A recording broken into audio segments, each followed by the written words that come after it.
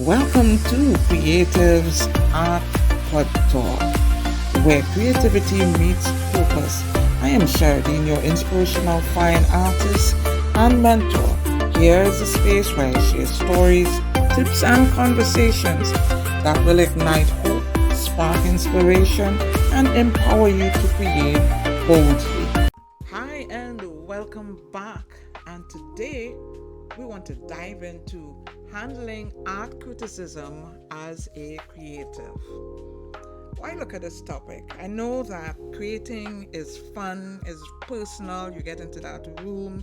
Some of us will just create and create, but from the time we hear exhibiting your work, then many times I have found from counseling and from working with young artists that one of the main reasons why they hide from exhibiting their work is because they're not sure they can handle the criticism. They're not sure what people are going to say. And I get it and I understand it because I went through that journey.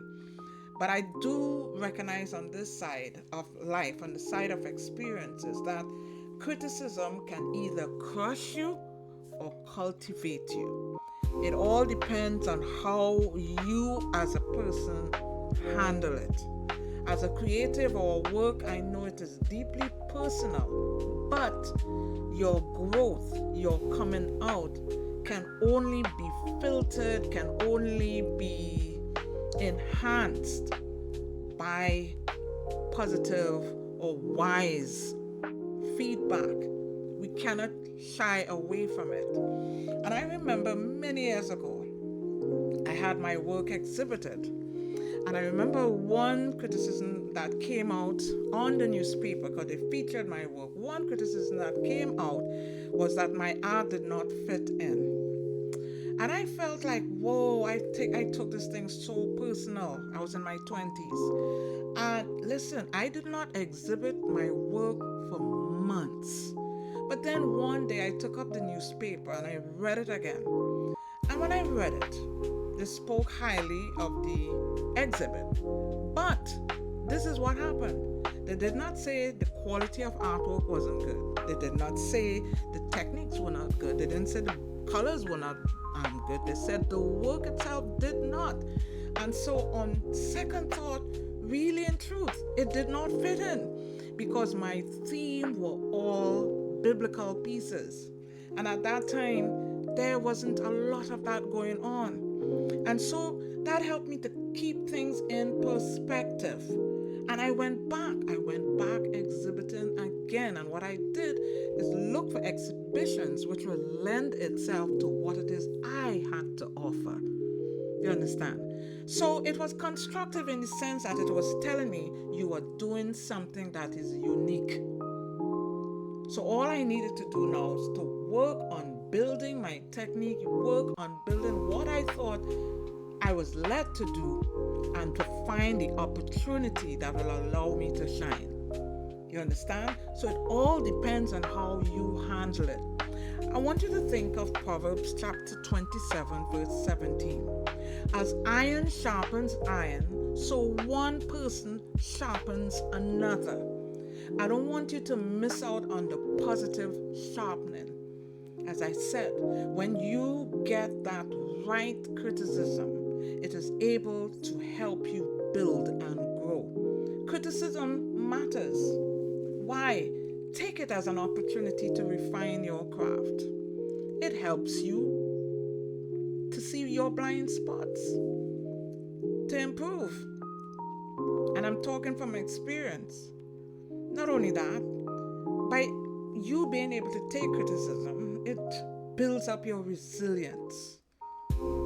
Not everyone will love your work. And that's okay. That's okay. You understand? Not everyone will love your work. But there will come someone, something, somewhere that would love your work. And not only love it, but buy it. I remember one of my earlier artworks I sold when I was 15 years old. Someone loved it. At that time, I showed a whole group of persons, but only one bought it. So it's all right It is okay if it does not meet everyone's requirement. And not only that, when you're able to handle criticism, it teaches you discernment. Discernment comes. You'll begin to know who you should listen to and who you shouldn't. You understand? For instance, someone might raise a point, and I will say thank you. I said, so what would you suggest? Some people just come, oh, I don't like this, or I don't like that. Okay, what do you like about it? And they cannot find. So you have to learn as a young artist to choose who and what you listen to.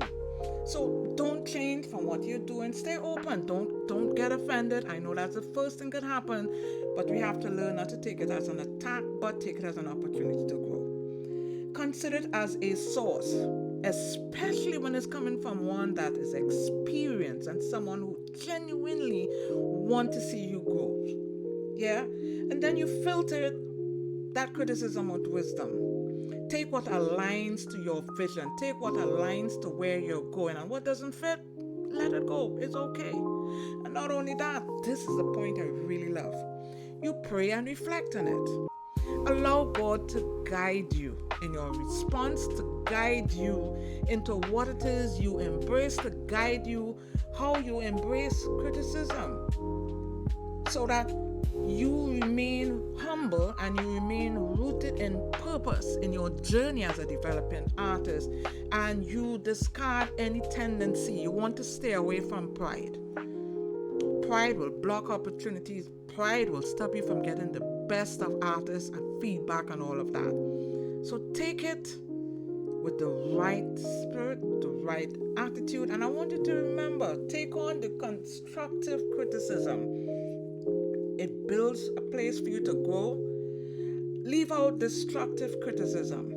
Those rooted in negativity, they lack understanding of what art and what it is you're trying to do and the stage you're at. Alright, so remember this. Your art isn't for everyone, but it is for someone. So learn to grow and keep creating. Alright? Grow and keep creating. This is a longer pod talk, but I just thought you need to have this as you go forward as an artist. Take care. See you right here next time.